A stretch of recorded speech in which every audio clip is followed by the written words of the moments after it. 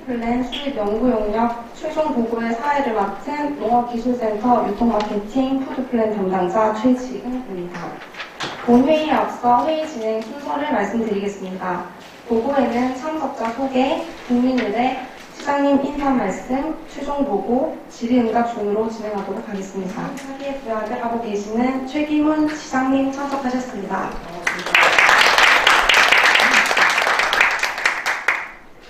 이갑균 영천시의회 상업건설위원장님 참석하셨습니다. 반갑습니다. 김선태 영천시의회 의원님 참석하셨습니다. 손병진 한국농촌지도자 영천시 연합회장님 참석하셨습니다.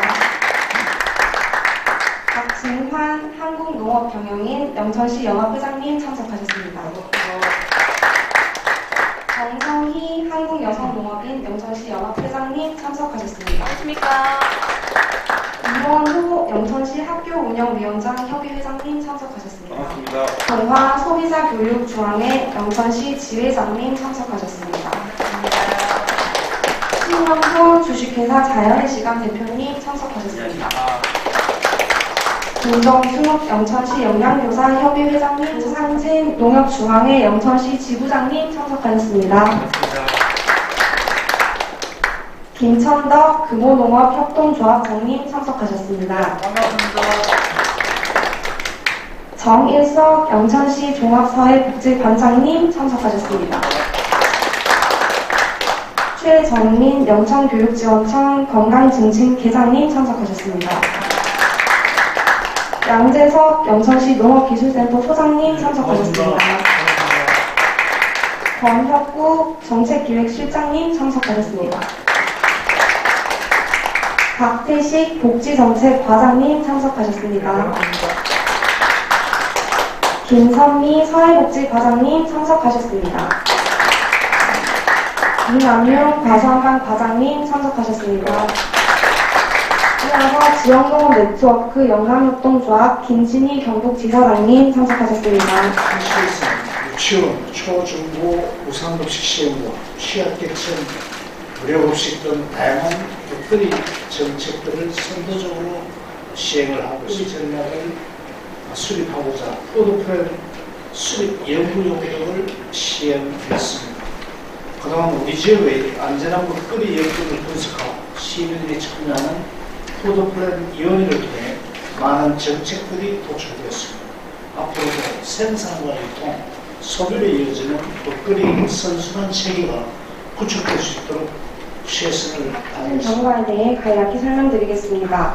본 푸드플랜 용역은 먹거리의 생산, 유통, 소비, 폐기 전 과정을 통합 관리하여 건강하고 안전한 먹거리 공급 체계를 구축하고자 추진한 사업입니다. 21년 9월 용역에 착수하여 영천시민대상 먹거리 실태조사를 실시하였고 지난 5월부터 영천스타푸드위원회와 푸드플랜 행정협의회 운영을 통한 다양한 먹거리 계층의 의견 수렴 과정을 거쳐 지역 특성에 맞는 정책 과제를 도출하였습니다. 이상 경고보고를 마치겠습니다. 10개월여간 진행해왔던 과제들을 마무리하는 자리입니다. 사실 오늘 이 자리 여러 번 뵀었던 분들이 앉아 계셔서 한편으로 마음이 조금 편안하기도 하고요. 그리고 한편으로는 이게 최종이기도 하지만 이제 시작이기도 해서 또 새로운 마음이 들기도 합니다. 오늘 시장님 계신 자리에서 최종 보고 드리고 이후의 사업들이 잘 진행될 수 있도록 함께 지원하도록 하겠습니다. 보고 시작하도록 하겠습니다.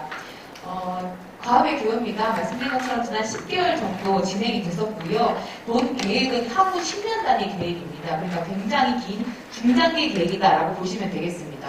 그리고 본 사업에 대해서는 기존에 우리가 하고 있었던 농업 정책, 농촌 정책이 아니라 먹거리 정책, 그리고 지역 전체를 대상으로 하는 정책, 농민을 대상으로 하는 것이 아니라 전체 시민을 대상으로 하는 정책이다라고 말씀드리고 싶습니다. 그래서 그동안의 농업 정책의 흐름의 방향이 농업, 농민, 농촌이었다고 하면 향후의 농업 정책의 방향이 먹거리, 지역, 시민으로 확장되는 형태이다라고 이해해 주시면 될 것 같습니다. 저희들이 본 과업을 진행하면서 푸드플랜이라는 개념부터 같이 진행을 했었는데요. 그래서 저희가 일반 시민 대상으로 하는 교육 과정부터 진행했었습니다. 그래서 단순히 우리가 먹거리를 생산하는 것뿐만 아니라 그걸 어떻게 소비할 건지, 유통할 건지, 가공할 건지, 어떻게 폐기할 건지까지 함께 이야기 나누는 시간들을 가졌습니다. 지금 현재 푸드플랜과 관련돼서 수립되고 있는 지자체는 전국 단위로 보았을 때는 138개소, 그리고 경북도 내에서 봤을 때는 전체 13개 지자체가 푸드플랜을 수립했거나 수립이 완료되어 있는 과정 중에 있습니다. 그리고 중요한 것은 광역 단위에서 경상북도가 이미 푸드플랜을 수립 완료했고 먹거리 통합지원센터라는 개념을 가지고 지금 현재 푸드테크에 대한 개념들까지 같이 융복합적으로 진행되고 있는 상황에 있습니다. 그래서 타 시군들이 진행되고 있는 과정들을 같이 보면서 우리가 선도는 아니지만 중요한 것은 앞에 선행 사례들을 가지고 학습할 수 있는 기회가 있었다라고 보시면 될 것 같습니다. 지금 현재 남아있는 지자체는 인구 10만 이하의 작은 지역들을 제외하고는 대부분의 지역들이 푸드플랜이 수립되었다라고 보시면 되겠습니다. 저희 그동안의 진행 경과이고요. 앞서서 설명드렸었기 때문에 넘어가도록 하겠습니다. 지역 단위 여건 분석입니다. 사실 우리가 지역 단위 여건을 잘 알고 있지만 이것을 그동안 직관적으로 이해하고 있었던 것과 실제 지표로 보는 것은 좀 다르다고 생각합니다. 그래서 저희가 그 내용들을 같이 좀 보려고 하는데요. 중요한 것은 고령화율일 것 같습니다. 현재 인구는 10만대를 유지하고 있지만 고령화도가 아주 빠르게 높아지고 있다. 그리고 그것들을 이전에는 읍면지역으로 봤을 때도 조금 차이를 보였었는데 이제는 모든 지역들이 대부분 초고령 사회에 접어들어 있다라고 하는 부분입니다. 그런 내용의 구조가 어떻게 영향을 미치느냐라는 부분인데요. 바로 이 그래프가 그 영향을 미치는 구조이지 않을까 싶습니다. 지금 농업의 구조상으로 보면 2010년, 2015년, 2020년 이렇게 보았을 때 농업인 전체 캐파가 축소되고 있는 것을 보실 수 있습니다. 그냥 단순히 고령화가 된다면 그래프가 우측으로 이동하는 형태가 되어야 하는데요. 전체 그래프가 줄어들고 있다라고 하는 게 핵심인 것 같습니다. 그와 더불어서 저희가 또 한 가지 보아야 될 것은 농가 구조상 경영 면적에 대한 변화입니다. 경지 면적이 지금 현재 0.7대에서 3헥타 요 사이에 있는 우리가 일반적으로 말하는 전업농의 규모들이 최근 10년 사이에 27.6%가 감소합니다. 그분들이 그동안의 고령화로 인해서 농업을 점점 포기하거나 영세 소농으로 돌아섰다라고 보실 수 있습니다. 그동안에 우리 영천의 농업 구조는 전문화, 규모화, 그리고 과수 중심, 특화 작목 중심으로 갔다고 하면 향후 우리 5년, 10년에 대한 농정의 흐름의 변화는 중소고령농, 그리고 청년농, 가족농을 중심으로 한 정책들이 펼쳐져야 향후 10년을 준비할 수 있다라고 보여집니다. 그동안의 정책들은 현재 우리 구조에 맞는 정책이었습니다. 향후 5년에 대한 정책은 변화되고 있는 농업 구조의 방향으로 가야 한다라고 말씀드리고 싶습니다. 저희가 전체 생산되고 있는 먹거리 생산 비중을 확인을 해보니까 상위 10대 품목이 전체 생산액의 71.3%를 차지합니다. 그 중에서도 대부분이 포도, 마늘, 복숭아, 우리의 주요 특화 작목들이죠. 이 작목을 중심으로 생산되고 있고 대부분 품목들은 다양화되지 못하고 있는 실정에 있다라는 부분입니다. 향후에 저희가 뒤에 넘어가서 이러한 영역들이 우리 먹거리에 어떻게 영향을 미치는지 같이 좀 설명드리겠습니다. 일단 이 그래프 유념해서 봐주시고요. 축사 면적은 보시는 바와 같이 고르게 분포가 되어 있고요. 그리고 안전먹거리 생산도 우리는 대부분 가수기 때문에 친환경이나 지입 빈집 면적이 조금 작습니다. 다른 시군보다는. 하지만 이런 것들을 좀 극복할 수 있는 방안들을 향후에 별도의 인증 체계를 두어서 먹거리 안전성에 대한 것들을 확보할 수 있는 것들을 좀 고민해봐야 된다라고 조금 이해할 수 있을 것 같습니다. 그래서 친환경 인증 면적은 특정 지역에 좀 집중되어 있는 형태를 띠고 있는데요. 대부분 이제 벼, 양파 이런 품목들이 친환경으로 재배가 되고 있는 상황입니다. 가공과 관련돼서는 사실 지역 특산품으로 만들어진 가공품이 다양하게 생산이 되고 있는데요. 중요한 것은 단체 급식에 들어갈 수 있는 품목들은 많지 않다는 겁니다. 대부분이 지읍, 그다음 에티스, 주류 이러한 품목들이 생산이 되고 있기 때문에 사실 단체 급식에 들어갈 수 있는 다양한 가공품들을 지역 내에서 만들어내는 것도 굉장히 중요하겠다라는 생각이 됩니다. 저희가 지역 내에 있는 우수 사례라고 생각된다면 우리 지역에 지금 농산물 종합 가공센터가 있다는 점입니다. 여기서 지금 다양한 형태의 그 가공품들 생산할 수 있는 전문 기술을 지금 이전해 주고 있고요. 그리고 그러한 품목들을 단계별로 교육할 수 있는 프로그램들이 이미 준비가 되어 있습니다. 다만 조금 아쉬운 점들은 이분들이 여기서 교육을 수료하고 난 이후에 독자적으로 창업을 하셔야 돼요. 그러려면 사업자도 따셔야 되고 기기도 다 설비를 갖추셔야 됩니다. 그런데 여기에 조금 더 플러스 알파로 부과해서 농가들이 몸물만 가지고 오면 내가 여기서 제조 가공까지 해서 물건을 판매까지 할 수 있는 그러한 조직이 한 개 더 연결된다면 아주 좋겠다라는 상상을 같이 한번 해보았습니다. 그리고 저희가 지금 가공 주체별로 면담을 쭉 진행한 결과 어떠한 좀 어려움이 있냐면 중요한 것은 지역 내 가공품이 아무리 많다고 해도 소비할 수 있는 소비처가 마땅치가 않다라고 하는 어려움들이 있으셨습니다. 그래서 가장 중요한 것은 외부로 판매하는 전략도 중요하지만 지역 내에서 충분히 소화할 수 있는 물량들은 지역 내에서 소화해보자 이런 것들에 대한 요구들이 있으셨고 그것들을 할 수 있는 홍보 창구를 마련해달라 그러한 요구들이 많으셨습니다. 그리고 또 한 가지는 소규모 물량들도 가공할 수 있는 시설들을 함께 좀 확보해달라라고 하는 요구들이 같이 나왔었습니다. 저희가 지역 내 농산물 유통 구조를 좀 뜯어보니까요. 이러한 형태로 나옵니다. 전체 생산액 대비 한 40% 정도가 지역 내 산지 유통 조직, 그러니까 계열화된 도매시장, 그리고 대형 유통업체 이런 쪽으로 나가는 물량들로 빠져나가고요. 나머지 60%는 개별 직거래, 산지 수집사, 가공, 자가소비 이렇게 빠져나가고 있습니다. 그런데 중요한 것은 향후 5년 이내에 영세 소농이 점점 더 많아지면 이 비중이 커지는 것이 아니라 이쪽으로 빠져나가는 비중이 점점 더 높아질 것이다 라고 하는 부분입니다. 근데 지금의 농업 정책 구조상 이 통합 주체로 나가는 산업에 대한 유통 지원이 있지만 이 개별 주체로 나가는 유통 지원은 굉장히 미약한 상황이라 우리는 지역 내에서 이러한 구조들을 좀 더 강화해 나갈 수 있는 방법들이 필요하겠다라고 생각이 됩니다.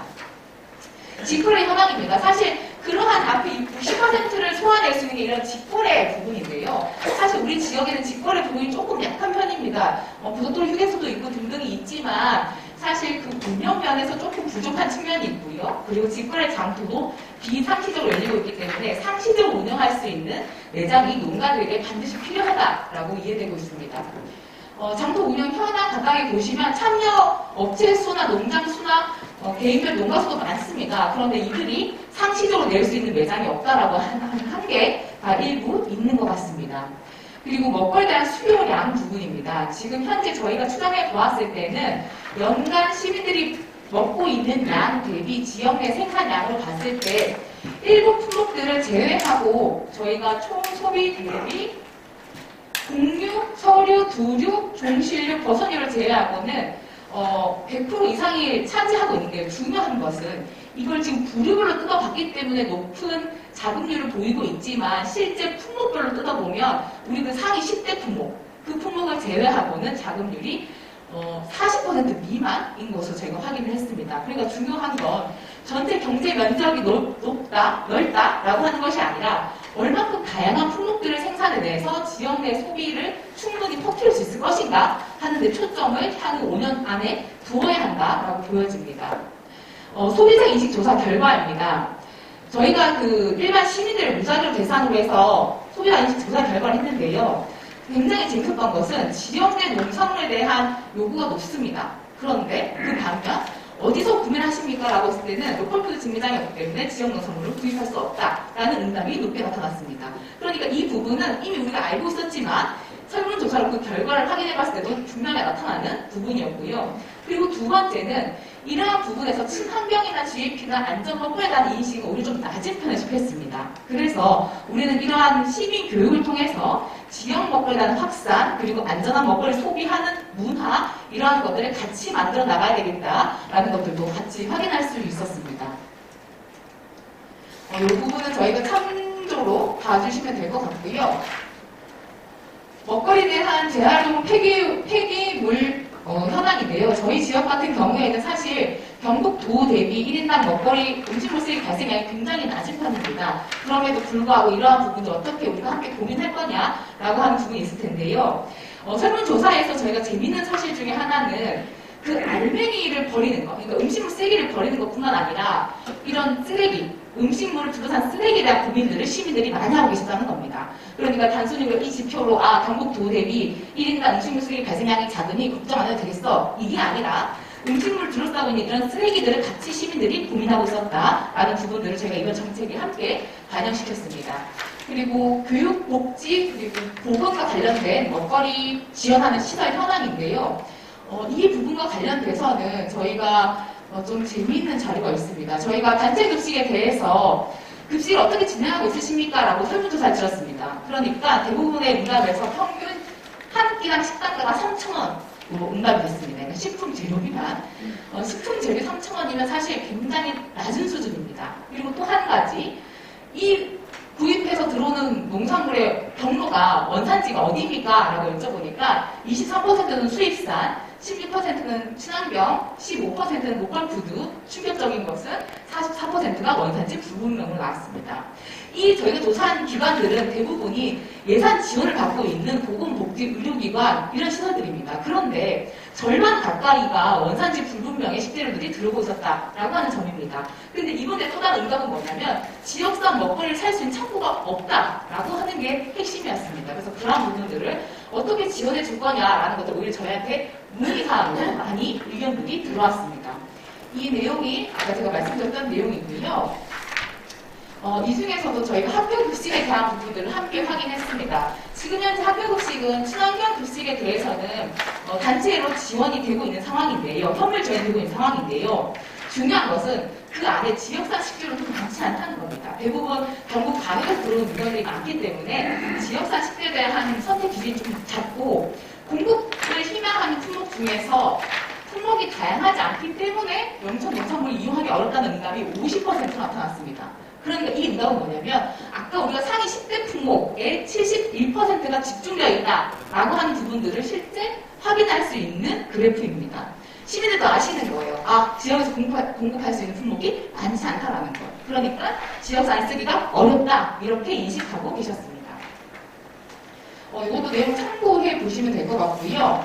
우리 지역의 먹거리 관련된 총 예산을 저희가 탈탈탈 털어보니 전체 예산이 885억 원 가까이가 되었습니다. 그런데 이 중에서 먹거리 순환, 그것도 생산에만 66%가 집중되어 있다라고 보시면 됩니다. 대부분 이러한 그 비중은 농촌 지역에서 나타나는 예산 비중 형태입니다.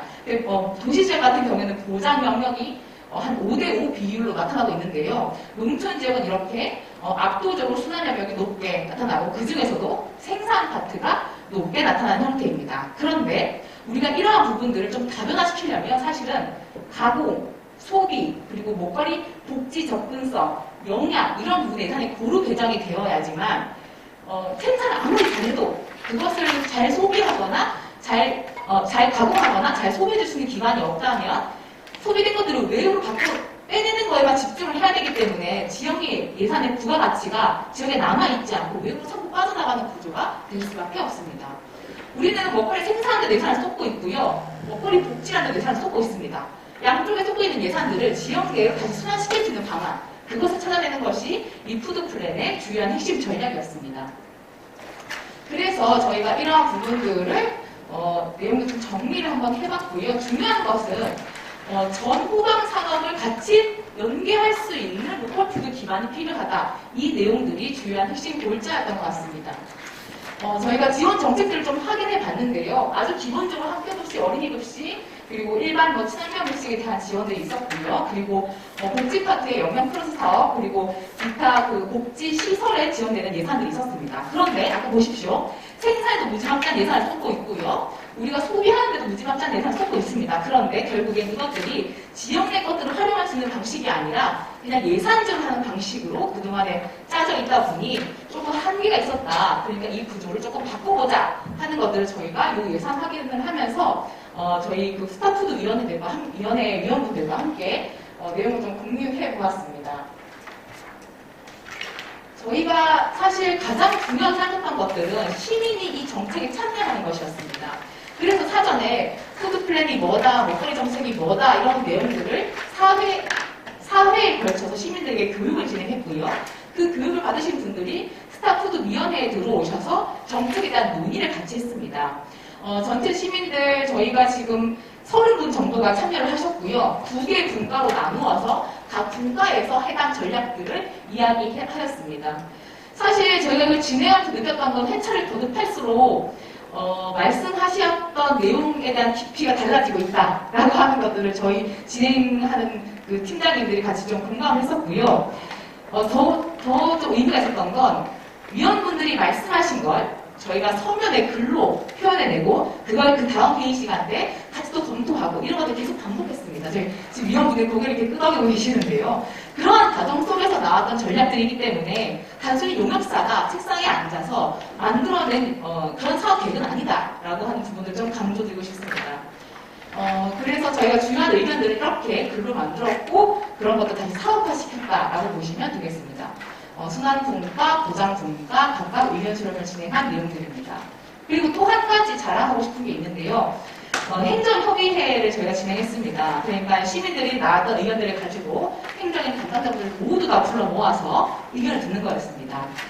그때 저희 전체 인원이 23분 정도가 모였습니다. 이 정책과에서. 내용 보시면 아시겠지만 먹거리와 관련된 부서는 모두 다 참여하셨었고요. 그 과정 중에서 조금 의미가 있었다고 생각되는 부분은 굉장히 많이 오셨죠.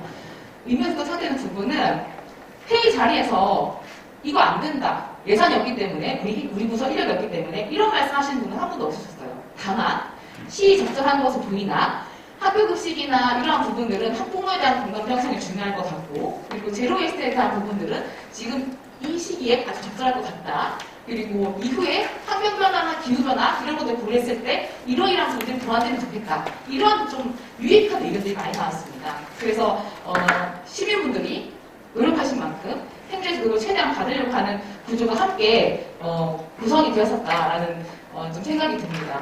그래서 저희들이 이제 만들었던 내용들이 이제 바로 이 내용입니다.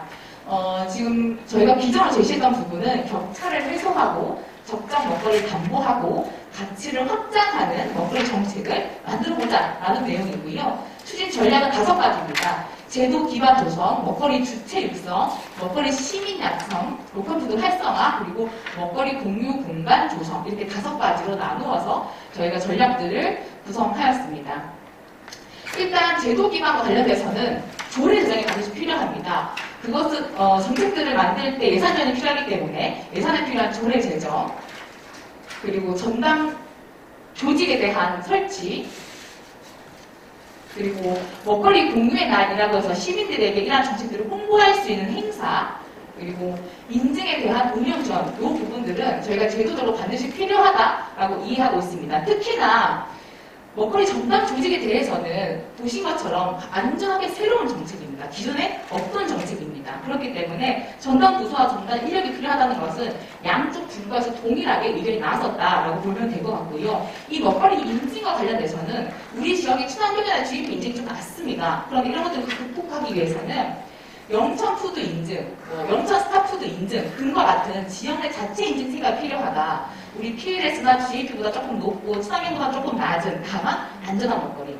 그러한 자체 인증 체계를 만들어서 로컬푸드 직매장, 학교급식, 공공기관 급식, 취약계층 급식에 먹거리를 보낼 수 있는 그러한 기준점 마련이 필요하다는 이야기가 함께 나왔었습니다.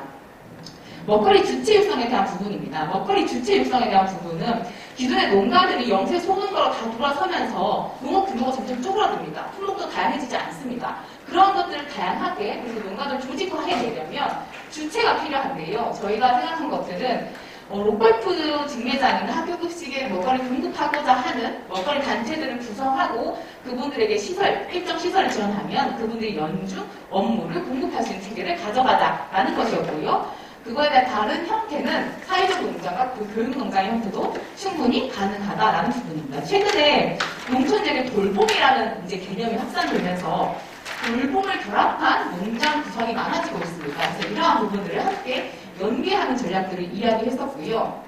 그리고 주체 육성 부분에서 사실 가장 중요한 건 중간 지원 조직인 별별 먹거리 지원센터입니다. 이 지원센터가 향후에는 로컬푸드를 견인하고 그리고 그 소비를 할 수 있는 지역 내의 소비 주체들을 밀 수 있는 그러한 중간자 역할을 하게 될 텐데요.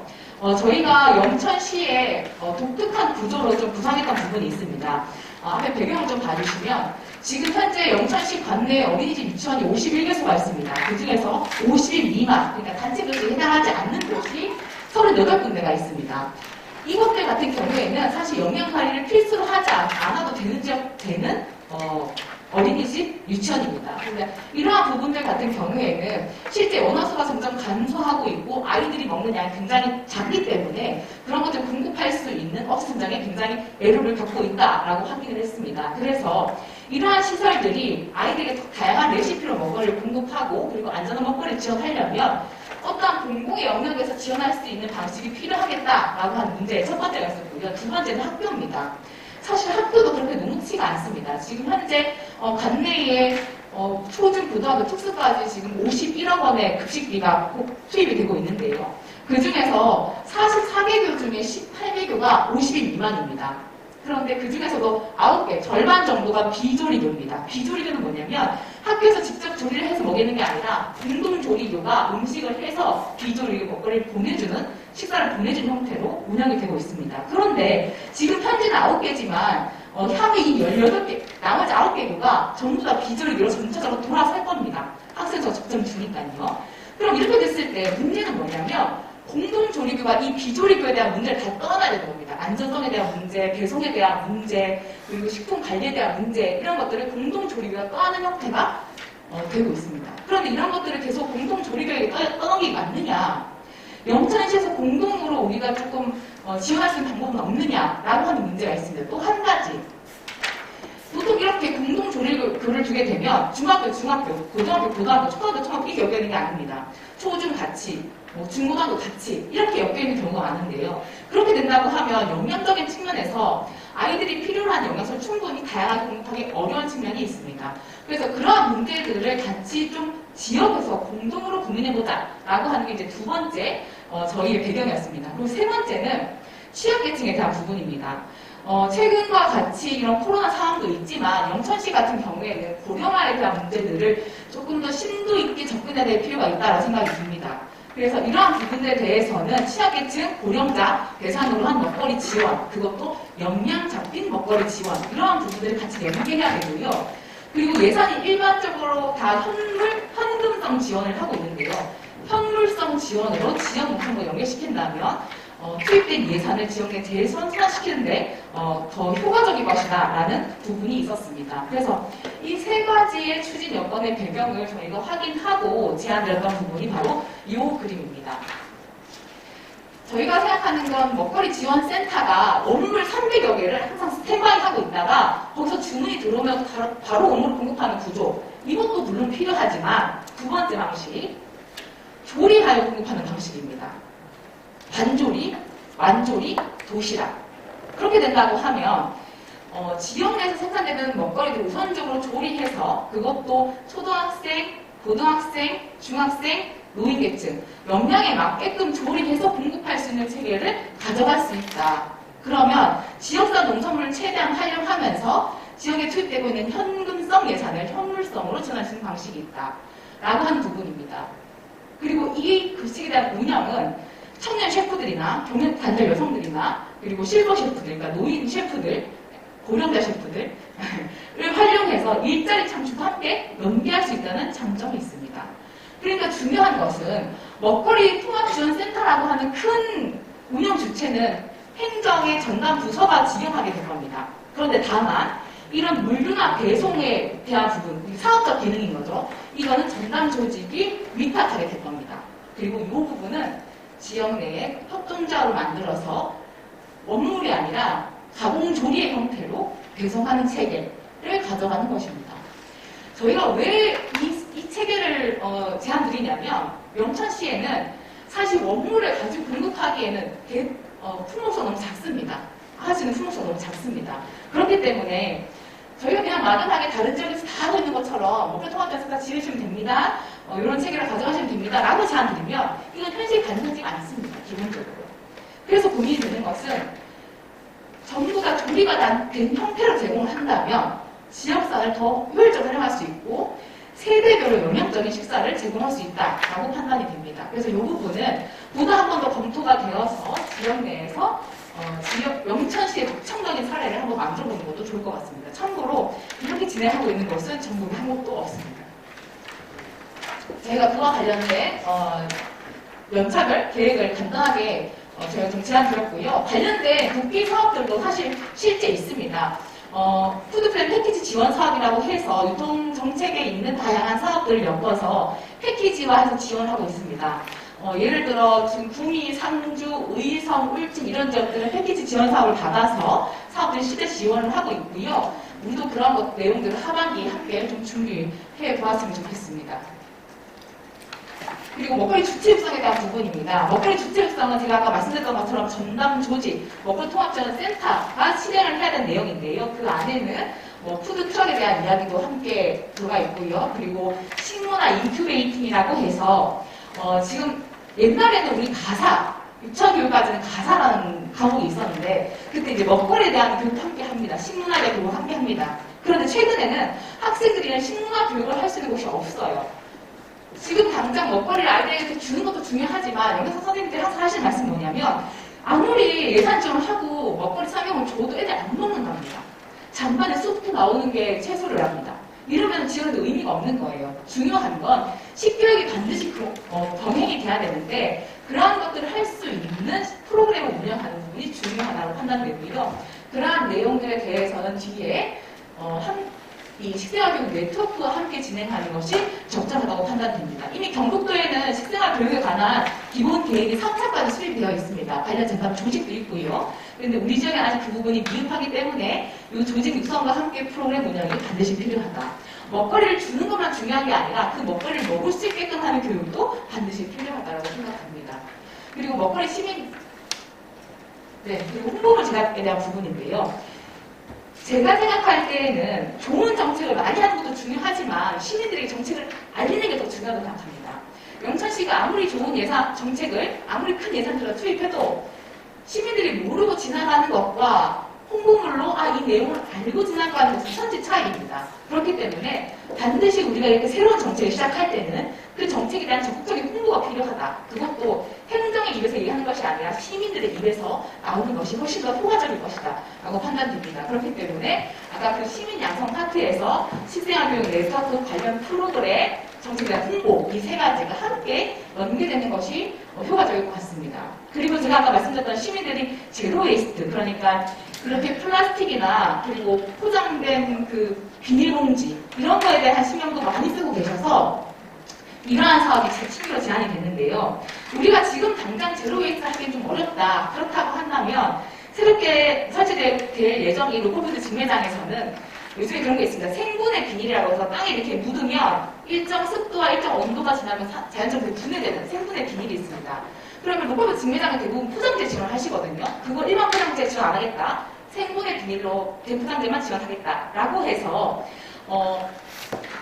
그 비닐이 조금 불편합니다. 잘 찢어지기도 하고 잘 이렇게 끈도 묶기가 좀 어려운데요. 그래도 예산 지원이라는 건 뭐냐? 이건 마중물 지원이지 않습니까? 어려운 것들을 하게 하기 위한 지원이기 때문에 그러한 형태의 지원 그리고 또 한 가지는 푸드 트럭이라고 해서 이렇게 알맹이만 싣고 아파트 단지를 다니는 겁니다.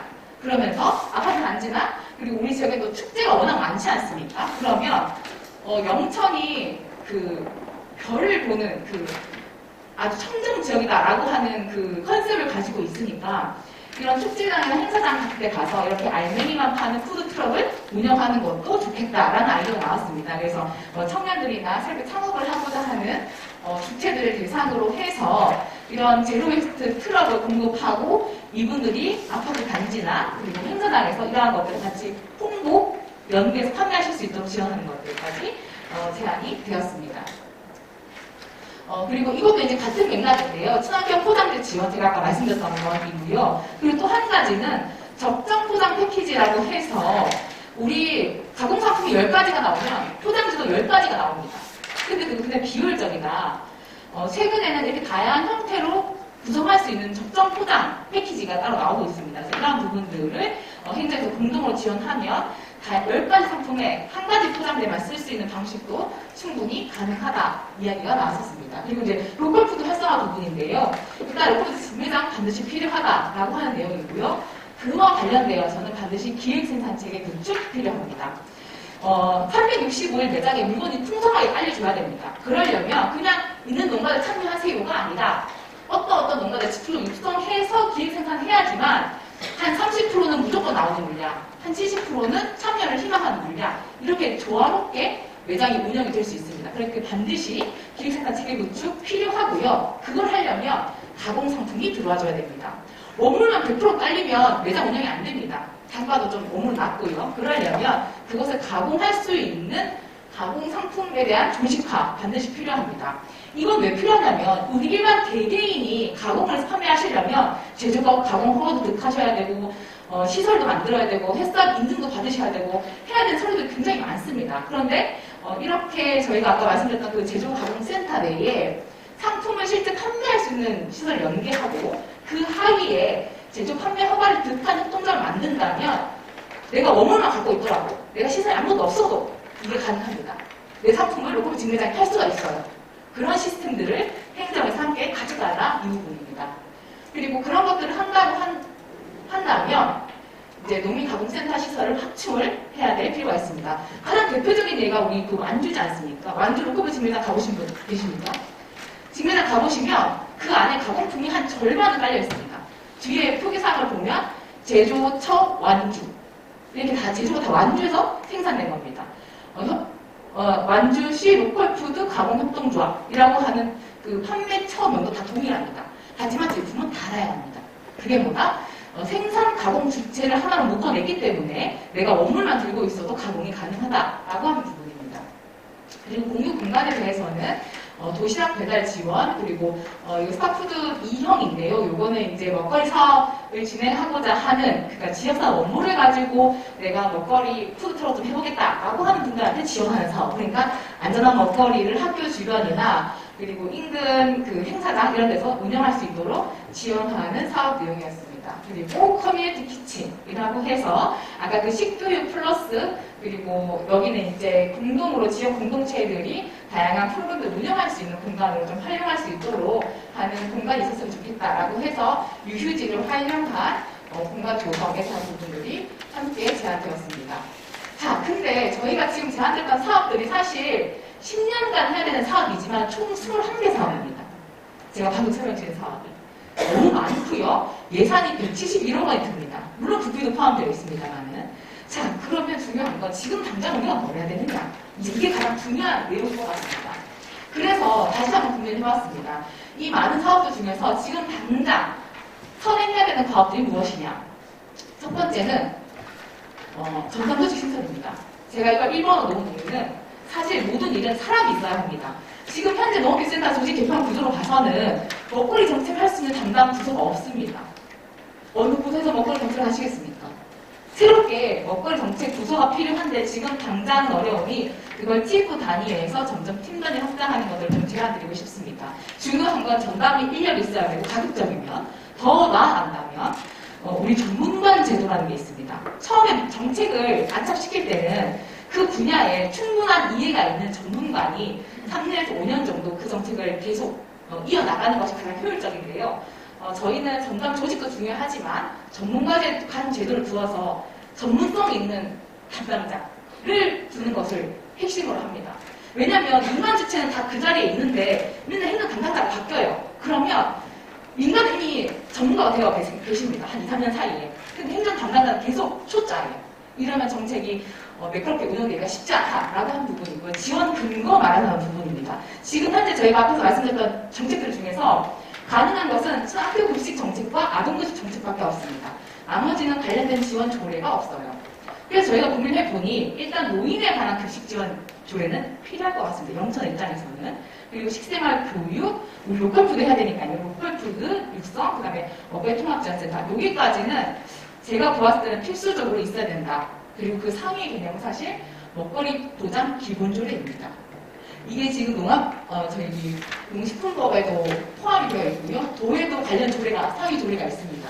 그래서 그 하위에 먹거리 기본조례를 기본으로 한 각 분과가 나오고 이 분과 연결된 교회들이 개정이 되어야지만 매끄럽게 진행되지 않을까 싶습니다. 그리고 민간 거버넌스인데요. 저희가 앞서 말씀드린 것처럼 지금 사업비만 들어가는 게 19개 사업이 있습니다. 이거 누가 먼저 하자고 중요성과 시급성을 누가 판단하시겠습니까? 행정 담당자가 시장님께서 아닙니다. 시민들이 하셔야 됩니다. 시민들이 이 수많은 사업 중에서 지금 당장 중요한 거, 제일 급한 거, 이걸 선정해서 먼저 진행하셔야 됩니다. 이 수많은 사업 다 진행할 수 있다고 말씀드리지는 않습니다. 다만 이 내용들을 시민의 입에서 나왔으니 이거에 대한 우선순위도 같이 고민해 보셔야 된다라는 부분입니다. 그걸 하기 위해서 관련 지원 조례가 필요한 거고요. 그래서 2022년 하반기에 당장 해야 되는 거, 로컬 푸드 활성화 기반 만드는 거, 그리고 먹거리 지원센터, 별별 교육팀, 이거에 대한 타당성, 부서적 내적 확인을 먼저 해주셔야 될 것 같고요. 마지막은 인증책입니다. 우리 GAP랑 친환경이 좀 약하기 때문에 지역 단위 인증책을 구축하는 거, 이 세 가지 2022년 하반기 과제로 드리고 보고 마무리하도록 하겠습니다. 네, 긴 시간 이야기 해주셔서 감사합니다. 마치겠습니다. 네, 발표 감사합니다. 오늘 최종 보고와 관련한 질의가 있으신 분께서는 말씀해 주시기 바랍니다.